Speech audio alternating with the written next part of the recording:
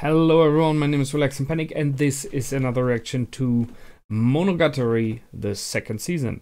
It is episode 26, the last of the second season, so you know what to do. If you want to see the reaction itself, go down into my descriptions, follow the links, replace the circumflex dot parts with real dots, and enjoy the reaction. Once you've done, feel free to come back here and hear me out about this episode and, well, all this stuff that just happened. So, see you soon. For those that came back, welcome back. Now, there's a lot to speculate about, especially about in the end, and I will put it to the end, as always. I will try to go through the episode more neither chronologically. So, I mean, there's more neither the clear statement now that Senjougahara and Kaiki were kind of a couple. So there were already in the last episode and in the episodes before indicators, and it became more and more clear. And in this episode we finally have a clear statement from Kaiki, and we have kind of a clear statement from Senjougahara on the phone in the end. So that's very fitting. The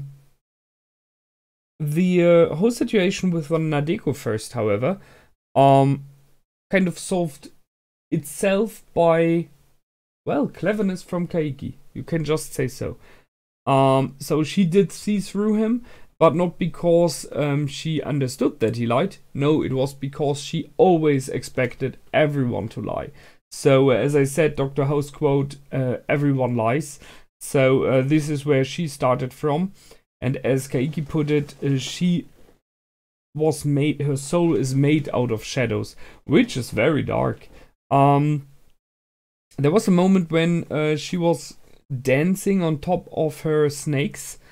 And I said that she reminds me of one of those dancing puppets, dancing dolls on top of a music box that it is, you know, where you can open it and it plays the music, or you can activate it and the dancer, the ballerina on top starts moving. And she reminded me a lot of this, which funnily enough is something which Kaiki kind of said himself afterwards.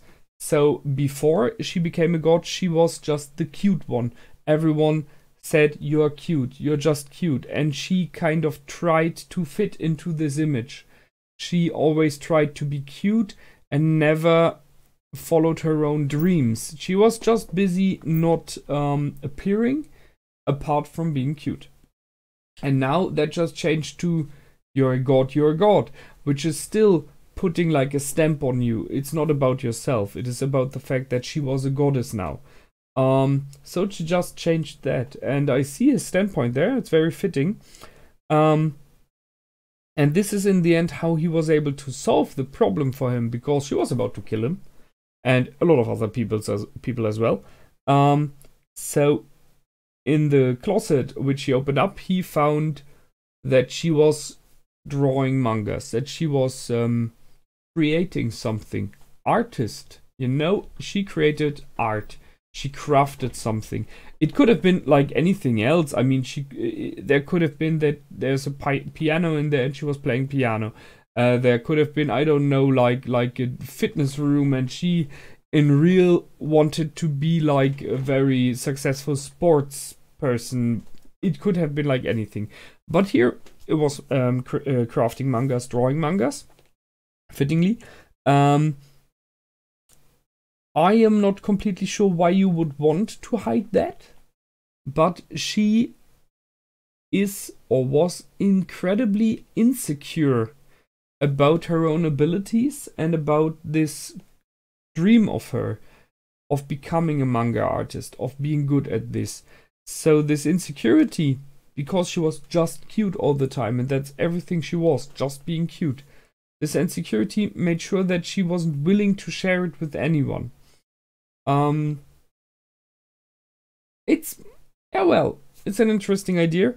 And he kind of, although he taunted her a little bit, in the end he kind of gave her the spirit to try it. he told her, you're good, you know, it's okay. You have the option, you have the possibility to be what you want to be. You have the gift.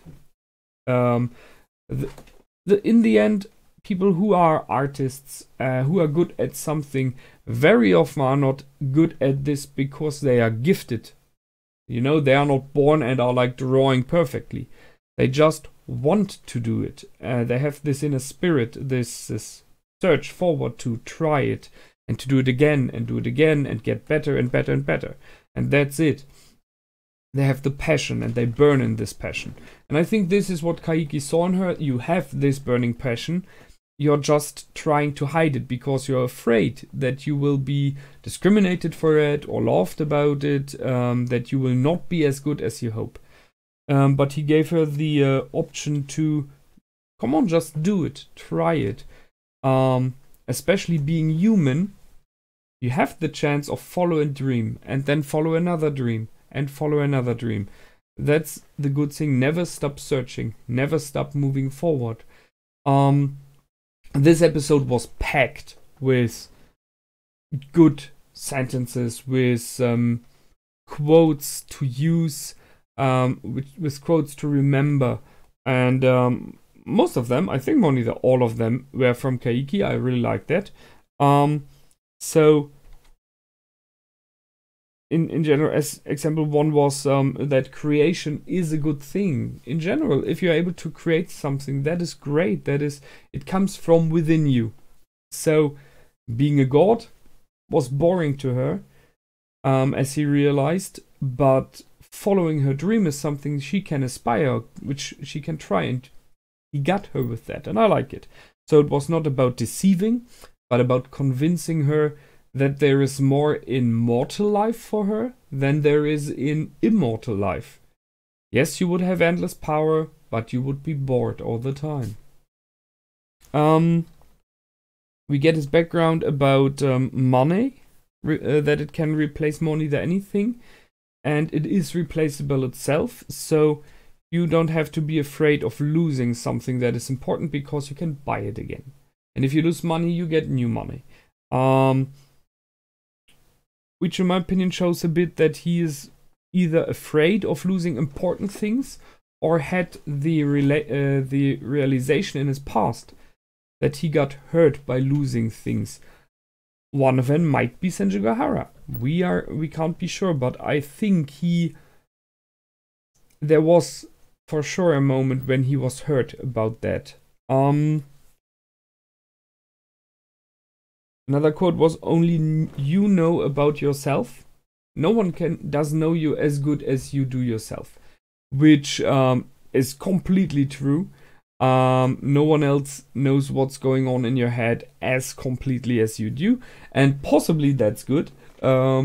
Seeing of what is going on sometimes in my head, I'm quite fine with not everyone hearing it. So, okay.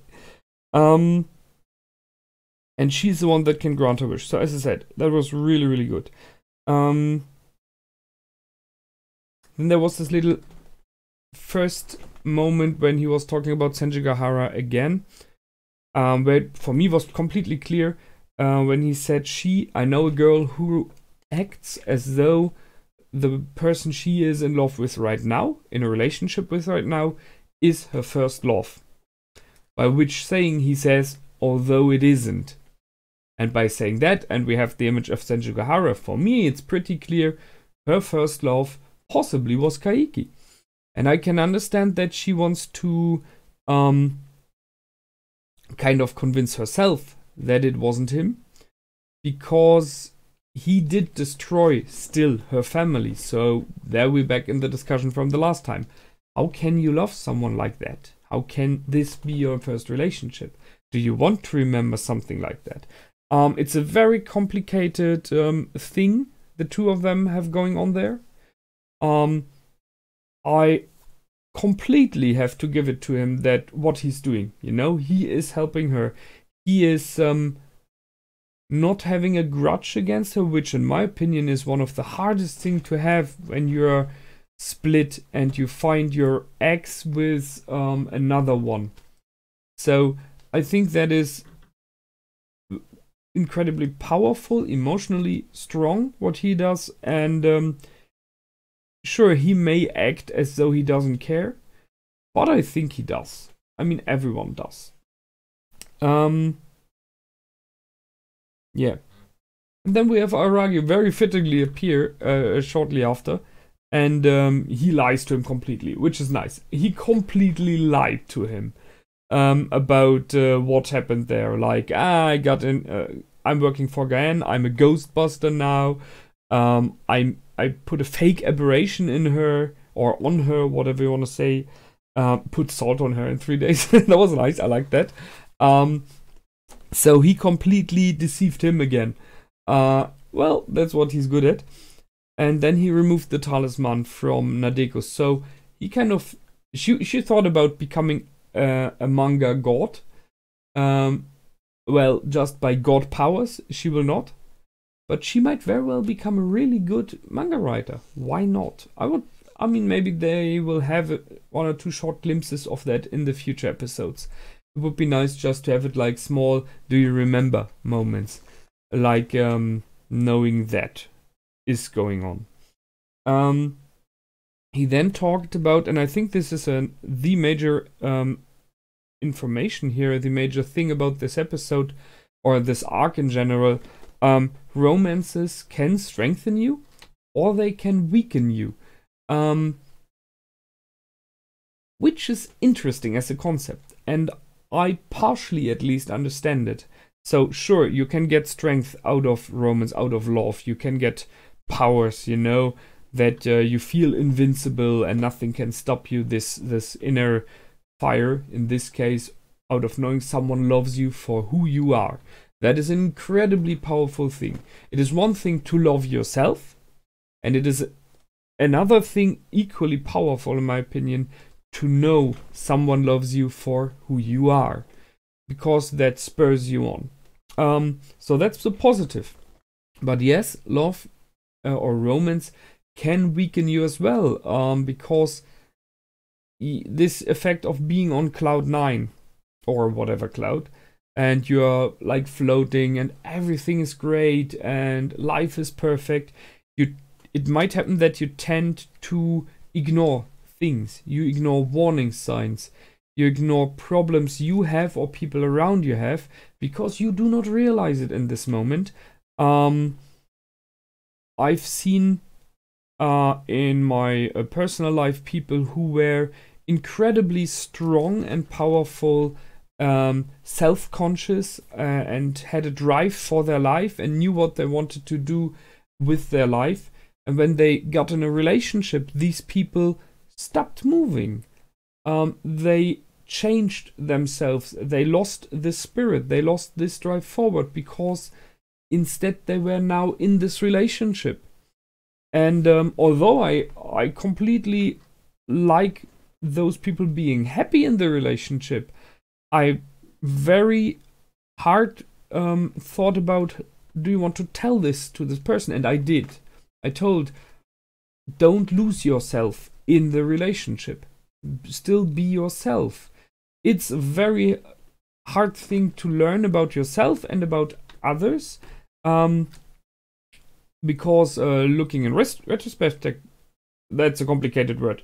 Looking backwards, I can say I did possibly something equal in my past relationships, and that's the thing you have to learn over time. So Kaiki knows this, and he has seen Senjougahara kind of losing herself, losing her inner strength when she was with him. And after she split from him, she grew stronger. Out of the loss, out of need, she grew as a person. And with Aragi, she still is growing, as it seems. So that's why, although he's possibly sad about it, he is kind of okay. And there we are at the moment where I can understand the best girl Kaiki thing. If you love someone really, you want this person to be the best he or she can be. And there are moments, as hard as they may be, where you realize that is not with you. It happens. It's incredibly sad for yourself, because that means for you, you are not the partner this person has to have. But you should be happy for someone you love, even when they are going different ways than you do, if it's the best for them. And yes, as I said, not an easy concept to grab. Senjougahara wrote the letter, which is fitting because she knows him, and he got the question in, which, yeah, you can ask, how much of what happened was staged by Gaen? Did she really try to push him away? Or did she instead kind of want him to do what he did, knowing that saying to him not to do it would make him do it even more? Possible. Let's get to the end. So, someone killed Kaiki. And seriously, I'm really sad about this. Because, as possibly for you, he has grown to me over the last episodes. And I like the fact that he is such a good person now when it comes to Senjougahara and her relationship to him. I can see that in many ways it is possibly a good thing for the story that he's gone, because that either you would have to take him out of the story completely, because he's not allowed to be back in the town, and he would be a permanent problem for the relationship of Senjougahara and Kaiki. But by taking him out like that, you bring in another question and another concept of love, which will hopefully be in the next episodes. And this is, in the case of Senjougahara mainly, how if she realizes that he was killed, that he died, while or shortly after helping her, there will be grief. She may have said on the phone that she acted as though she loved him, but I think that was something that isn't true. Something she once again said to get herself more away from him, to make it easier for him to split.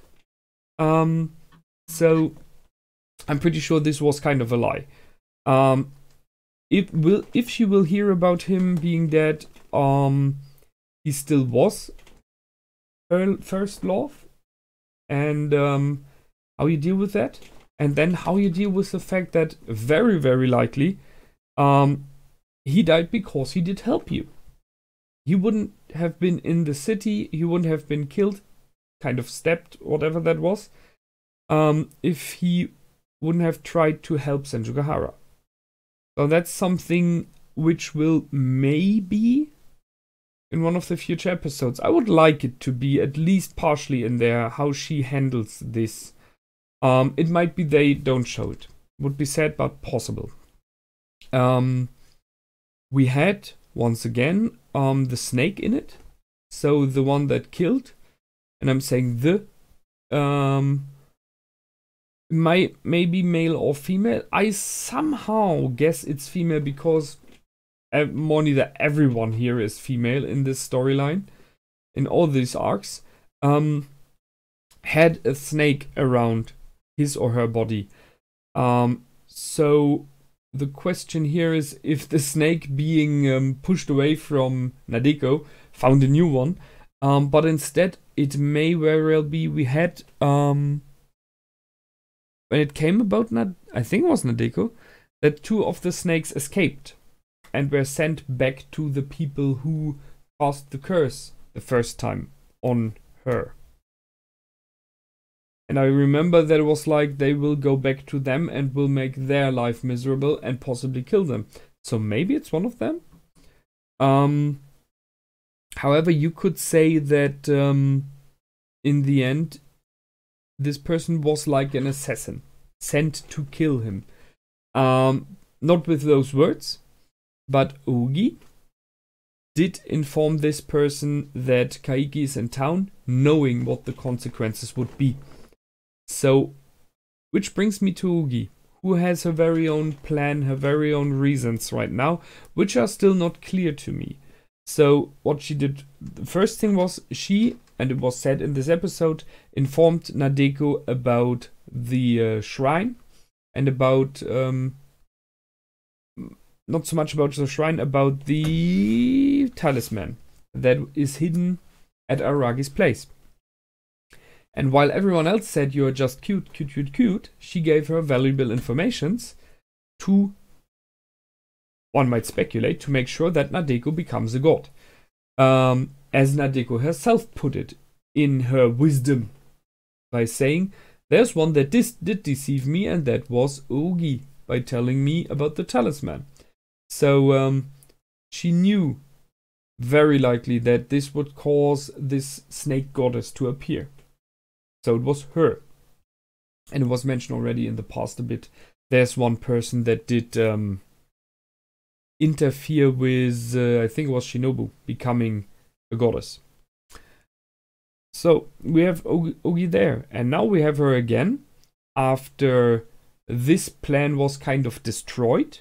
So why ever she wanted Nadeko to become the snake goddess, Kaiki now undid that. And the next thing is, there's a reaction from Ougi, telling someone else about him being in town, which kills Kaiki. So I guess the one that followed him in the past was possibly Ougi herself. And the question is, who is the one that killed now? It might be someone we don't know, and it will never be told because it isn't important. It could be any of the kids, sure.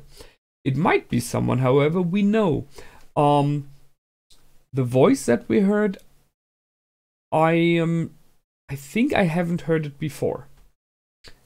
But that doesn't have to mean anything, because he's injured and everything, and they could have just made sure that the voice doesn't sound as it would normally.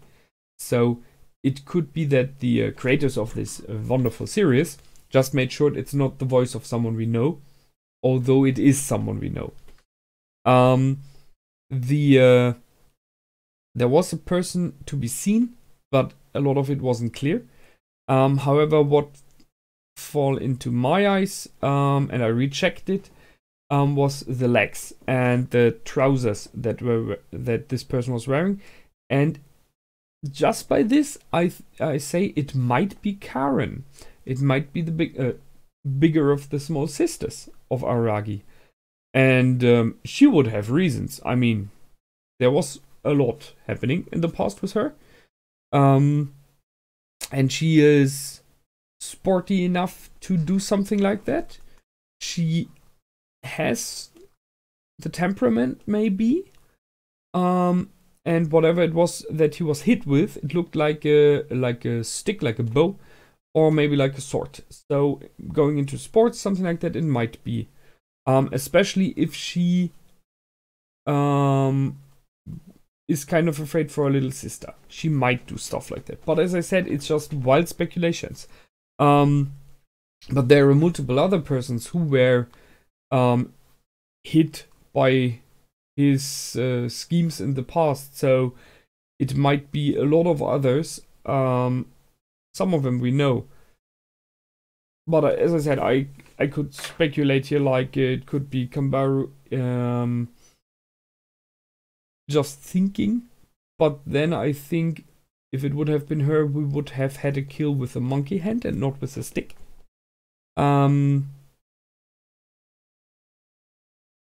Yeah. I'm not sure, as I said. But I'm pretty sure we will learn soon. Because I would be disappointed if they wouldn't put in this surprising and important moment to use it for another story arc. However, the view is on Ougi now. Because apart from the fact who killed for his or her very own reasons, Ougi did make this happen. So the question is, why? What does she get out of it? I mean, from his death, I don't think very much anymore. It's possibly just a backlash, just a you destroyed what I created, so you have to die thing. Which, by the way, is not very clever, in my opinion. She should have just let him go and he would have been gone. Now, that might cause more problems. However, the question is, why did she want Nadeko as a goddess? What are her plans in general in the city, in this realm? So, even more looking at her. Okay, I think that's it. And I will be surprised what will happen the next time. I think you already know it. And until then, feel free to comment, like, and subscribe. You are very welcome to follow me on Facebook. From time to time I write a little bit. Or to follow me on Patreon. I still have it running. And until the next time, my name is Relax and Panic. Goodbye and out.